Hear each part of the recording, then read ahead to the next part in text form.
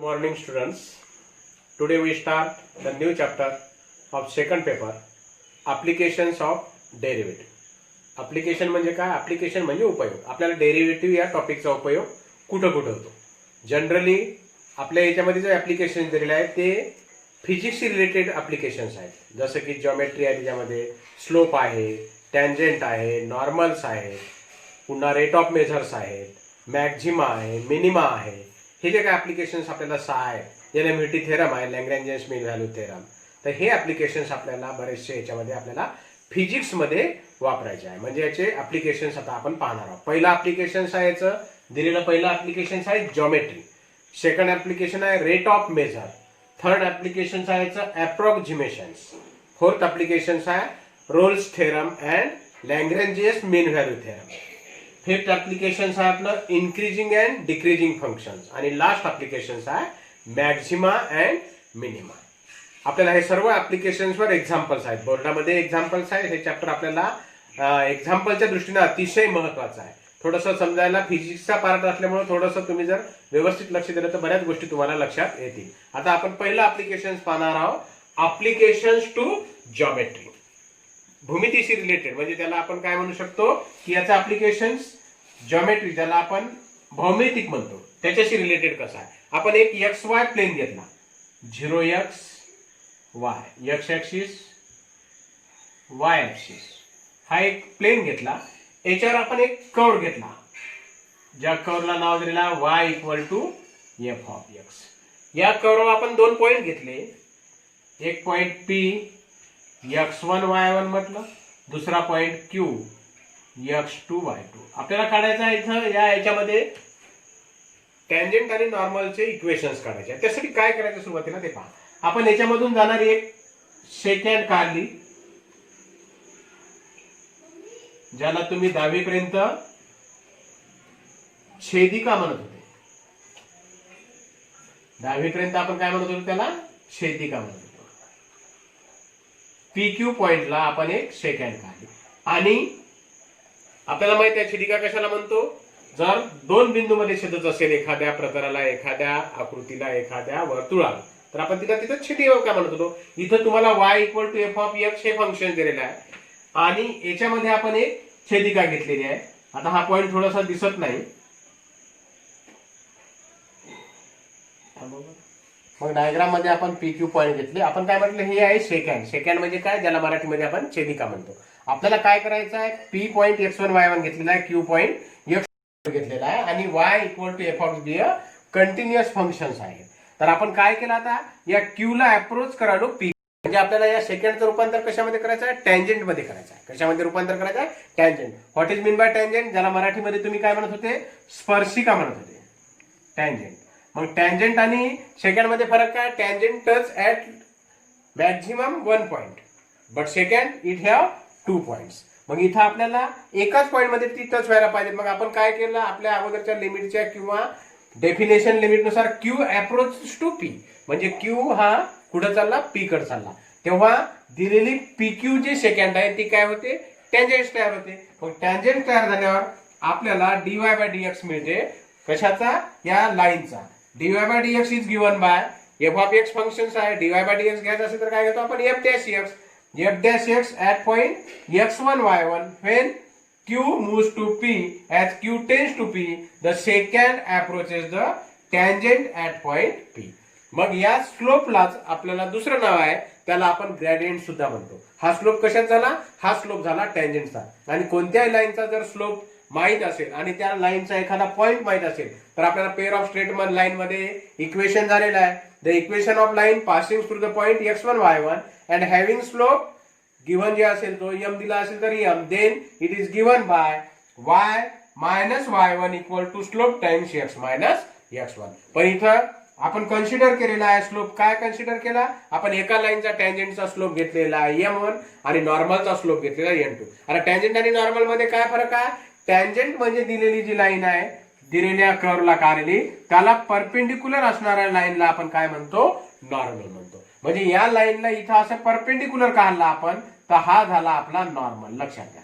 कोणतं झालं नॉर्मल. मग आपल्याला माहित आहे दोन लाईन जर परपेंडिक्युलर असेल तर आपण पेअर ऑफ स्ट्रेट लाईन मध्ये पाहिलेला आहे, एका लाईनचा जर स्लोप m1 असेल आणि दुसऱ्या लाईनचा जर स्लोप m2 असेल तर परपेंडिक्युलर असेल तर कंडिशन काय m1 into m2 equal to -1. इथं त्याच कंडिशनचा आपण वापर करू शकतो, m1 into m2 equal to -1. परंतु आपल्याला एफ ऑफ एक्स हे फंक्शन दिलेलं आहे, त्याच्यावरून आपण डेरिव्हेटिव्ह काढला, एक पॉईंट सुद्धा दिलेला आहे. मग आपण इक्वेशन ऑफ नॉर्मल आणि इक्वेशन ऑफ टँजेंट सेपरेटली लिहू.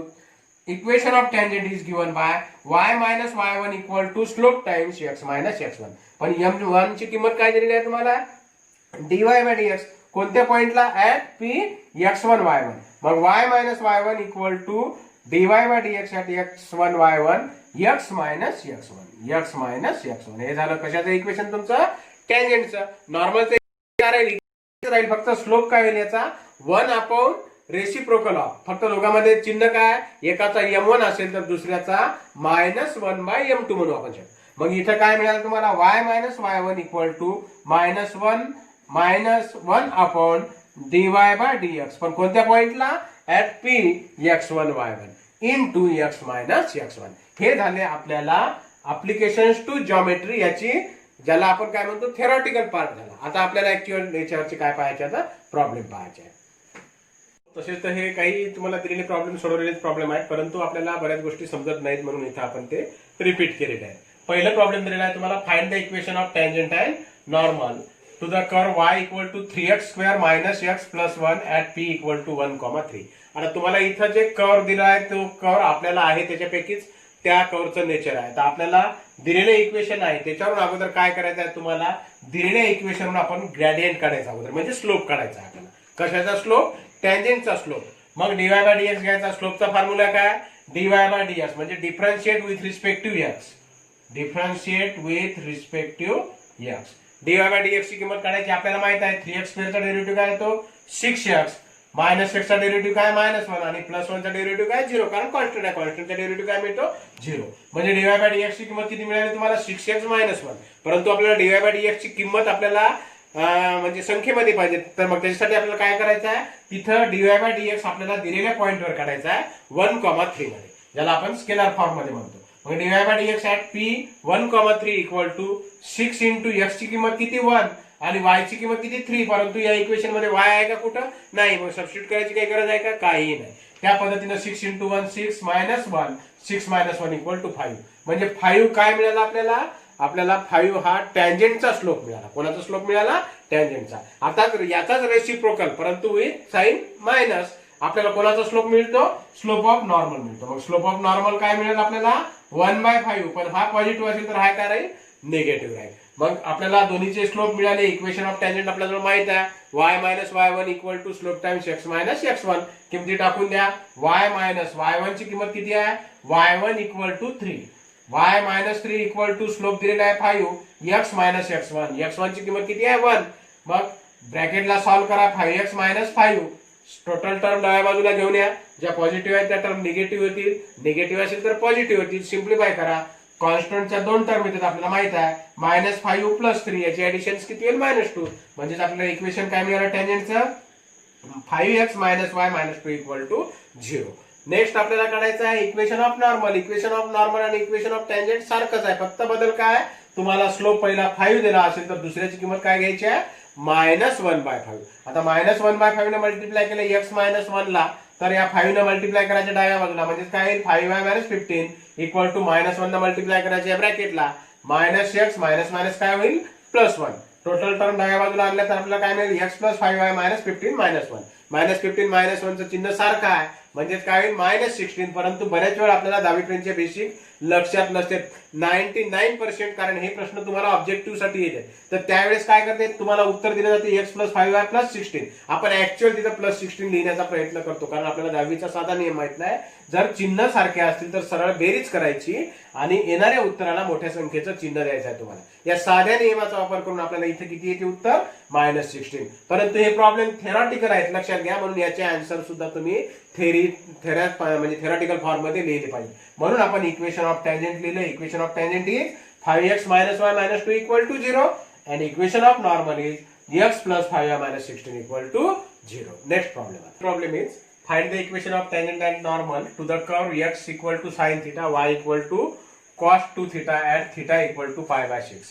आपण जे पहिलं युनिट पाहिलेलं आहे त्यामध्ये डेरिव्हेटिव्हच्या काही मेथड्स पाहिलेल्या आहे.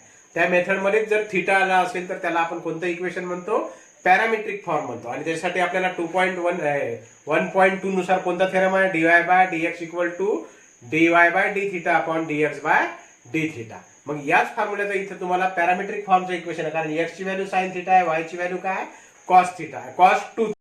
मग आपल्याला dy/dx ची काढायची. मग आपण त्याच पद्धतीने गेलो, x वरून साइन थिटा वरून dx/d θ चा फॉर्म्युला काढला.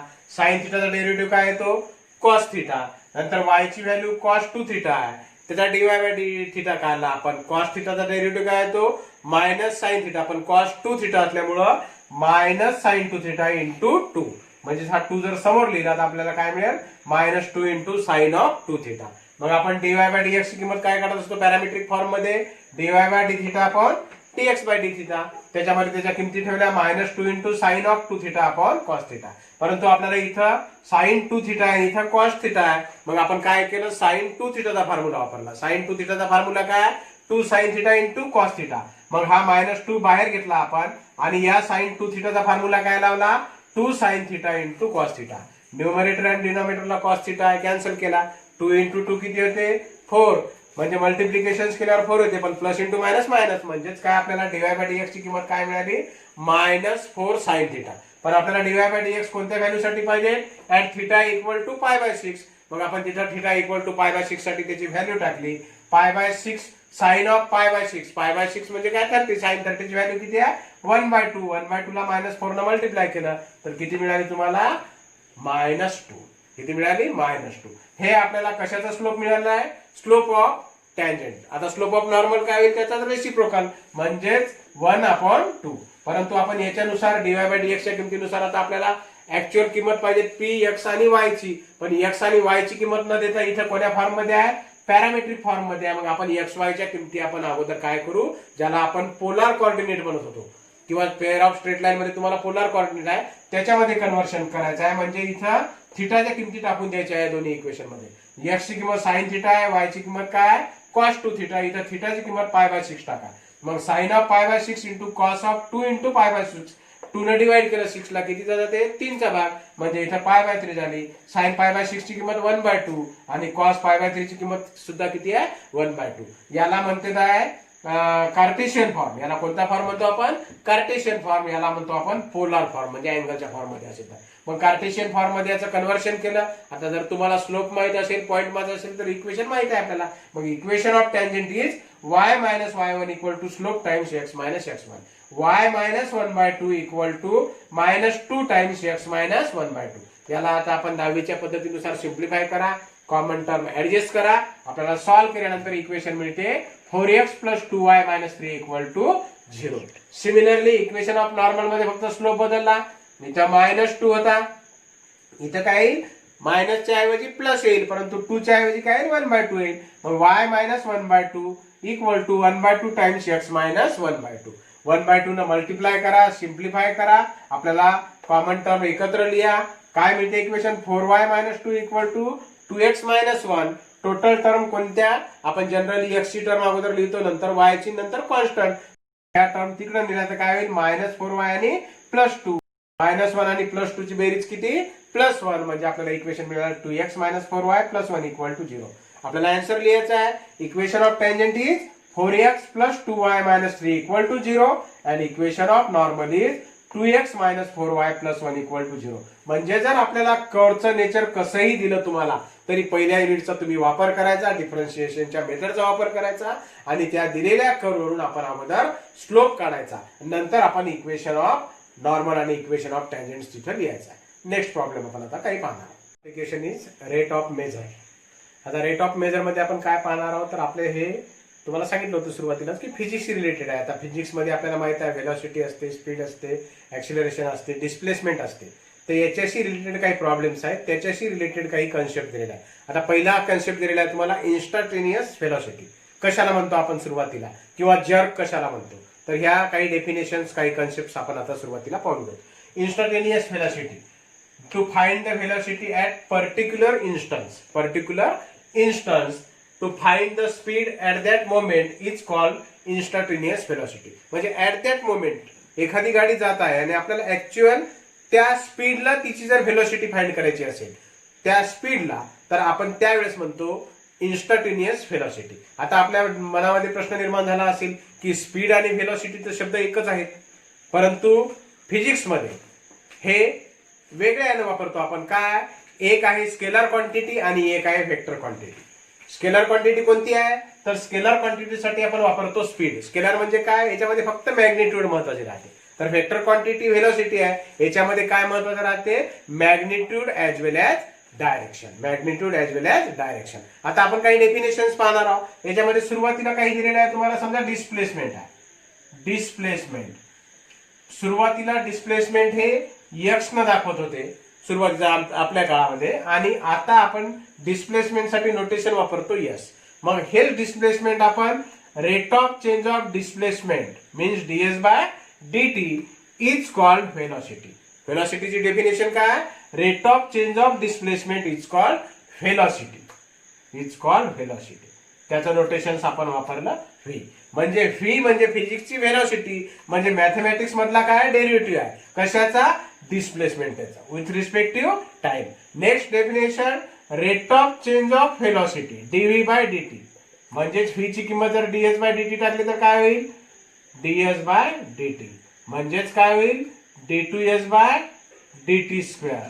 Rate of change of velocity is called acceleration. Is called acceleration. म्हणजे ऍक्सिलरेशनची डेफिनेशन काय, rate of change of velocity. पण व्हेलॉसिटीची डेफिनेशन काय, rate of change of displacement. म्हणजेच ऍक्सिलरेशन मॅथमॅटिकली जर पाहिलं, it is a second order derivative of displacement. It is a second order derivative of displacement. त्याच्यानंतर आहे rate of change of acceleration dA by dt means d3s bye dt cube is called jerk. Is called jerk.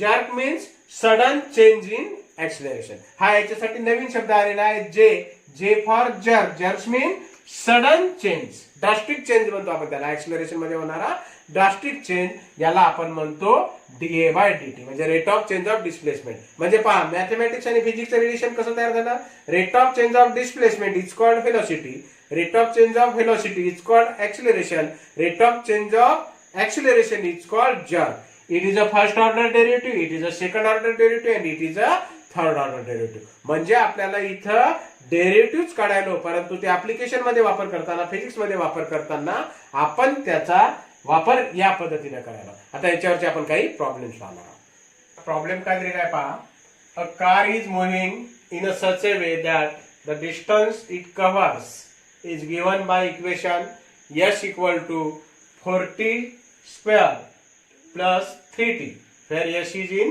meter and t is in second.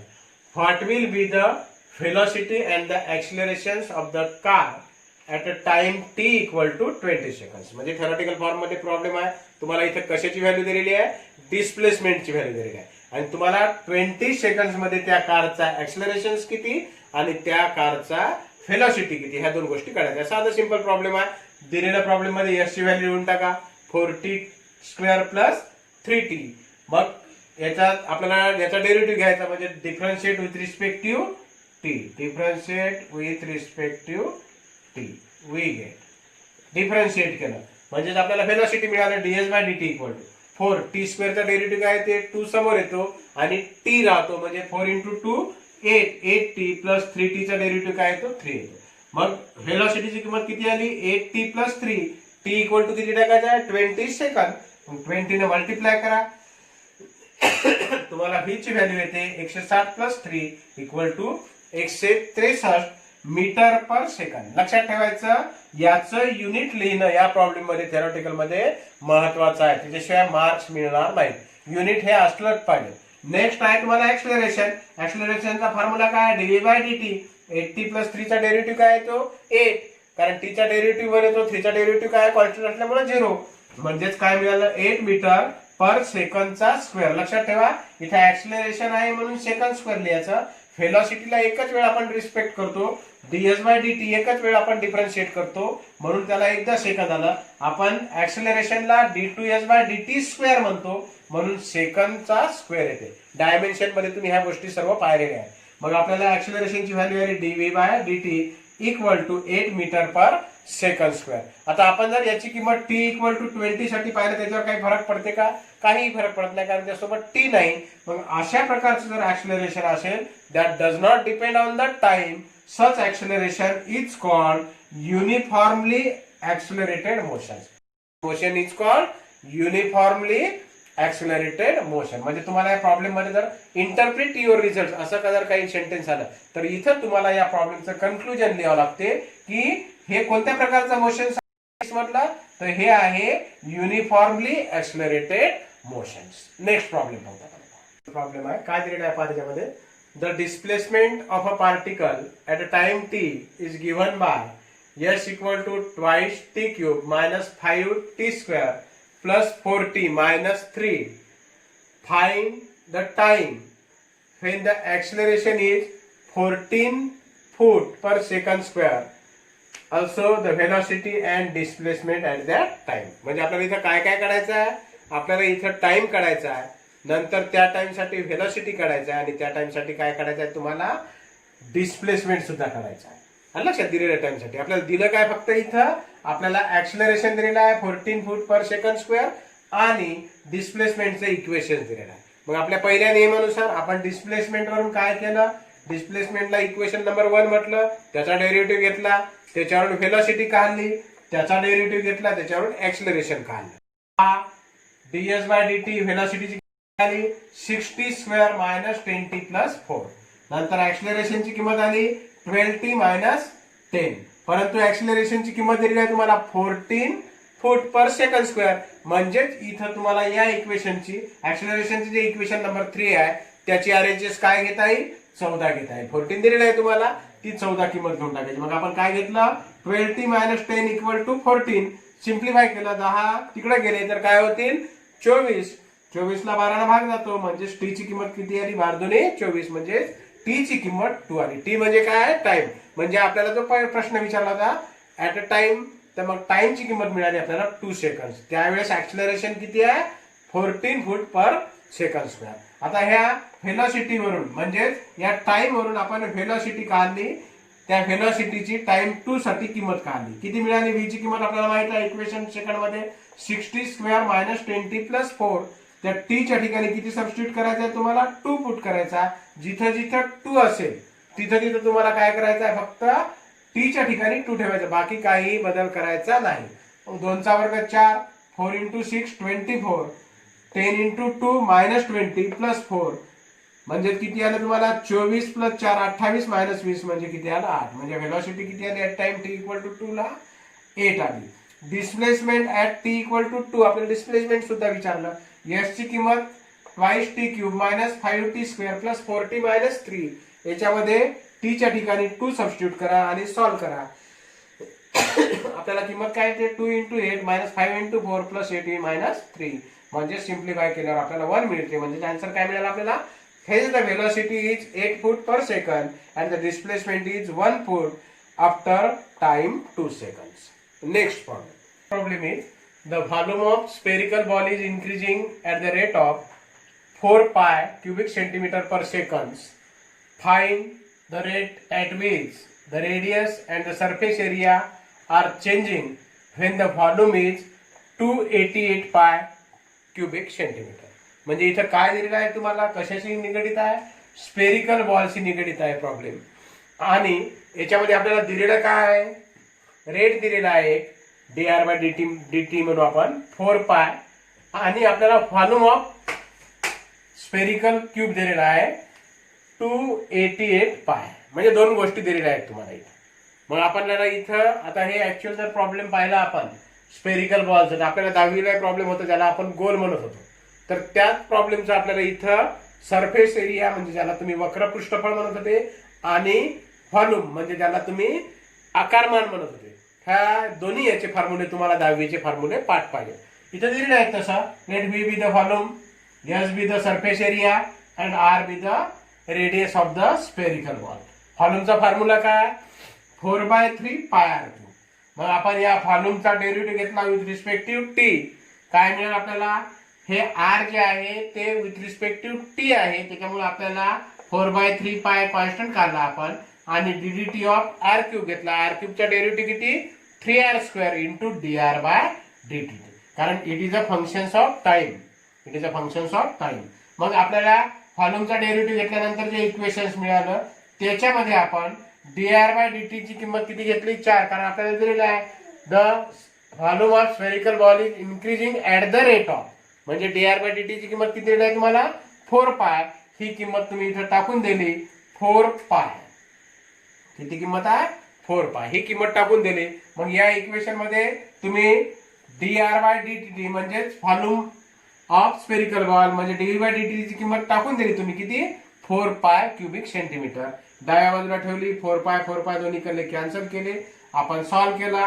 r² ला उजव्या बाजूला होता, इकडं 1 येईल, म्हणजेच आपल्याला dr/dt ची किंमत किती मिळाली आहे? 1/r².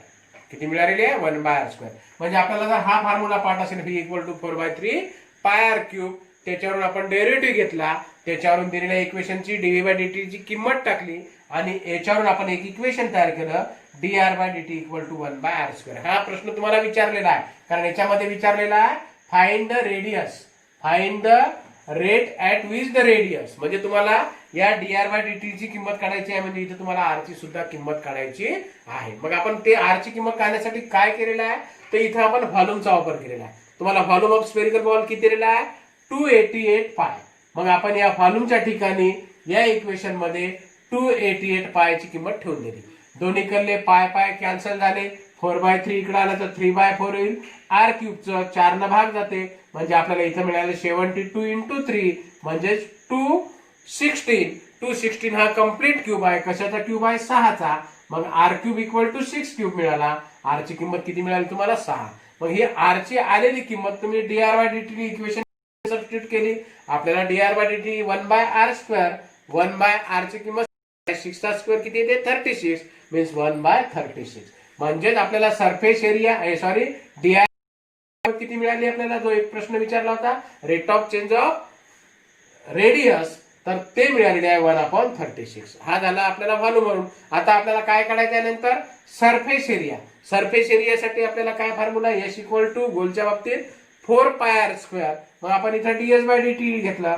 ds/dt equal to 4 pi into ddt of r². r² चा डेरिव्हेटिव्ह किती? 2r into dr/dt. मग dr/dt ची किंमत वरची जी दिलेली आहे ती टाकून द्या. r ची किंमत 6 सबस्टिट्यूट करा, सिम्प्लिफाय करा. तुम्हाला ds/dt ची किंमत काय मिळाली? तुम्हाला सिम्प्लिफाय केल्यानंतर 2/9 इंटू पाय r. r ची किंमत 6 सबस्टिट्यूट केली, सिम्प्लिफाय केलं, आपल्याला शेवटी आन्सर मिळाला 4/3 पाय. आणि तेच आपल्याला आन्सर विचारलं होतं, फक्त थिओरटिकल फॉर्म मध्ये लिहायचं आहे. मग शेवटी आपण आन्सर शब्दात लिहिलं surface area increasing at the rate of 4 pi/3 centimeter square and the radius is increasing at the rate of 1/36 cubic centimeter per second. म्हणजे ही एक किंमत तुम्हाला विचारली होती, ती काढली आपण आणि 4/3 पाय ds/dt ची किंमत काढली. Next problem. A man of height 180 centimeter is moving away from a lamp post at the rate of 1.2 meters per second. If the height of the lamp post is 4.5 meters, find the rate at which number 1 his shadow is lengthening, number 2 the tip of the shadow is moving. दोन प्रश्न विचारले तुम्हाला इथं की त्याचा टोक वाढण्याचा तो जो रेट आहे तो आणि टिप ऑफ द शॅडो म्हणजे सावलीचा वाढण्याचा जो रेट आहे तो तुम्हाला तिथं काढायचा आहे. आता ऍक्च्युअल जर डायग्राम जर पाहिली तर हीच डायग्राम तुम्हाला 10वीला होती. 10वीचा प्रॉब्लेम आणि हे प्रॉब्लेम सेम आहे, फक्त मेथड बदलली आहे. लक्षात घ्या, इथं आपण अप्लिकेशन म्हणजे डेरिव्हेटिव्हच्या सहाय्याने करायलो, तिथेही आपण डेरिव्हेटिव्ह न वापरता आपल्याला जी पद्धत दिली होती समरूपता आणि लक्षात त्याचा वापर करून करतो. पण कन्सेप्ट तोच आहे हे लक्षात ठेवा. आता इथं दिलेल्या याच्यावरून आपण घेतलं let AO is the length of lamp. Lamp म्हणजे आपण ज्याला काय म्हणतो खांब्याची उंची, आणि हा माणूस उभा आहे, या माणसाची उंची घेतली आहे mn. हा पोल आहे. आता या माणसा आहे आणि या माणसाच्या पोल पासूनचा अंतर वाय ने डिनोट केलेला आहे. म्हणजे वाय हे माणसाचा अंतर आहे कशापासून, पोल पासून. तर एक्स ही त्याची सावली आहे. तर सावलीचं टोक इथं पडते आहे.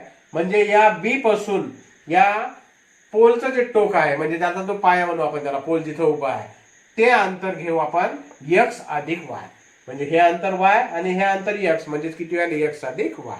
अशा पद्धतीने तुम्हाला एक्सप्लेनेशन फिगर वरून लिहायचं. मग काय केलं आपण, in figure let O A be the lamp post and M N be the man's height, let x and y be the shadow and distance of a man from the lamp post at a time t. X and y are the functions of time t. हे x आणि y हे time t चे functions आहे. म्हणजेच काय, तुम्हाला dx bye dt आणि dy bye dt याच्या किमती काढता येतील किंवा या किमती घेता येतील. नंतर काय गिवन आहे आपल्याला, given that the man is moving away from the lamp post at the rate of 1.2 meters. आणखी एक गोष्ट याच्यामध्ये महत्वाची, या प्रॉब्लेम मध्ये चुका काय होते, आपल्याला दिलेल्या प्रॉब्लेम मध्ये अगोदर जे युनिट आहे ते युनिट सारखे आहे की नाही पाहून घ्यायचं. पहा आता इथं तुम्ही जर ऑब्झर्व केला असेल प्रॉब्लेम, तर 4.5 मीटर दिलं पण इथे 180 सेंटीमीटर दिलं. नेमकं आपली चूक, आपलं लक्ष नसते, कारण आपण प्रॉब्लेम करण्याच्या गडबडीत राहतो. आलेला प्रॉब्लेम आहे असं आपल्याला वाटते आणि मग आपण सरळ सरळ त्याला सॉल्व्ह करण्याचा प्रयत्न करतो. परंतु जर युनिट वेगळे असतील तर आपल्या प्रॉब्लेम मध्ये आन्सर करेक्ट येणार नाही. मग 180 सेंटीमीटर याचं मीटर मध्ये कन्व्हर्शन करायचं आहे. काय युनिट तुम्हाला माहित आहे, 100 सेंटीमीटर बरोबर 1 मीटर. म्हणजे 100 ने जर डिवाइड केलं तर हे सेंटीमीटरचं रूपांतर कशामध्ये होईल, मीटर मध्ये. म्हणजे 180 सेंटीमीटरला तुम्ही 100 ने डिवाइड केलं तर काय होते, 1.8 मीटर. तर हे तुम्ही प्रॉब्लेम वाचताना म्हणजे प्रॉब्लेम सोडवायच्या अगोदर आपण 2 वेळ 3 वेळ प्रॉब्लेम वाचायचं, गिव्हन काय आहे लक्षात घ्यायचं आणि नंतर आपण त्या पद्धतीने सोडवायला सुरुवात करायची. डायग्राम सुद्धा नेसेसरी आहे. हे डावीची जी डायग्राम होती तीच डायग्राम आहे. इथे जर विचार केला तुम्ही दोन त्रिकोणाचा AOB आणि BNM किंवा BMN या दोन त्रिकोणाचा विचार केला तर माहित आहे 90-90चा अँगल आहे. एक अँगल दोघांसाठी सारखा आहे. म्हणजे जर त्रिकोणाचे दोन कोण जर एकरूप असतील तर आपण ते दोन त्रिकोण सिमिलर आहे म्हणतो, ज्याला समरूप आहेत असे म्हणतो. त्यासाठी आपण कोणती कसोटी लावली, अँगल कोको कसोटी म्हणत होतो. मग त्याच कसोटीचा वापर करून इथं आपण त्याला समरूपतेचा वापर केलेला आहे. आता हे ऍक्च्युअली इथं तुम्हाला नाही, परंतु आपल्याला समजण्यासाठी ही स्टेप तुम्हाला या पुस्तकामध्ये दिलेली आहे 12वीला. पण हे कसं हे समजण्यासाठी आपल्याला ही स्टेप लिहिणं आवश्यक आहे. मग आपण लॅम्प पोस्टच्या टाइमचे t y are the functions of time t जे काही एक्सप्लेनेशन आहे ते एक्सप्लेनेशन लिहून टाकलं. त्याच्यावरून काय घेतलं आपल्याला, dy बाय dt ची किंमत 1.2 दिलेली आहे. तुम्हाला किती दिलेली आहे, lamp post at the rate of 1.2 meters. म्हणजे y ची किंमत, height of is moving away from the lamp, म्हणजे लॅम्प पासून जातो, म्हणजेच कोणाची किंमत दिलेली आहे, dy बाय dt ची किती आहे, 1.2 मीटर. आपल्याला काढायची आहे dx बाय dt ची. b is the tip of the shadow, its distance is x plus y from the post. आपण जर दोन त्रिकोण घेतले तर BMN triangle similar to AOB. आपण सांगितलं 10वीला कोको कसोटी होती किंवा त्याला अँगल टेस्ट म्हणत होते सिमिलॅरिटीची. त्या टेस्टनुसार आपण हे दोन त्रिकोण समरूप किंवा सिमिलर दाखवले. जर ट्रायंगल सिमिलर असतील तर साइड्स काय राहते, साइड्स आर इन प्रोपोर्शन. मग आपण साइड्स प्रोपोर्शन मध्ये घेतले MB upon OB equal to MN upon OA. कोणत्याही दोन बाजू घेतली आपल्याला पाहिजेत त्याच्यानुसार तीनही बाजू घेतात, पण तिसऱ्या बाजूचं आपल्याला इथं काम नाही. मग आपण काय घेतलं, जे पाहिजे होती तीच साइड घेतली, MB divided by OB total, नंतर MN डिवायडेड बाय AO. मग त्याच्या किमती टाकल्या. MB ची किंमत किती आहे, MB equal to x upon x plus y. MN ची किंमत 1.8 आणि 4.5. आता जर आपण हे पॉईंट पाहिला दोन्हीकडला तर एक स्थळ आहे, म्हणजे पॉईंट काढून टाकतो आपण. मग पॉईंट काढला तर 18/45 आले. 18/45 म्हणजे जर भागला आपण तर आपल्याला किती मिळालं, 2/5 आहे. 9 दुने 18, 9 पाचा 45, म्हणजे 9 ने भागला आपण इथं. मग x upon x plus y equal to 2/5. Cross multiplication करा. क्रॉस मल्टिप्लिकेशन केल्यावर काय मिळते, 5x - 2x equal to 2y. याच्यावरून x ची किंमत काढा. x ची किंमत येते 2/3y. नंतर आपल्याला dx बाय dt ची किंमत काढायची आहे, म्हणजे याचा डेरिव्हेटिव्ह घ्यायचा. 2/3 इंटू y चा derivative dy bye dt.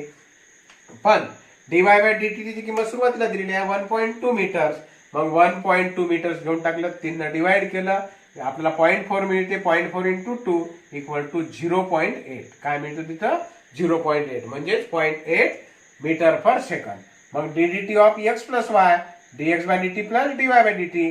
dx bye dt ची किंमत किती आहे? 0.8. dy बाय dt ची किंमत किती आहे? 1.2. 1.2 प्लस 8 इक्वल टू 12 परंतु किती? 0.2 प्लस 0.8 आहे. म्हणजेच आपल्याला किंमत मिळाली 2.0 म्हणजेच 2 मीटर पर सेकंद.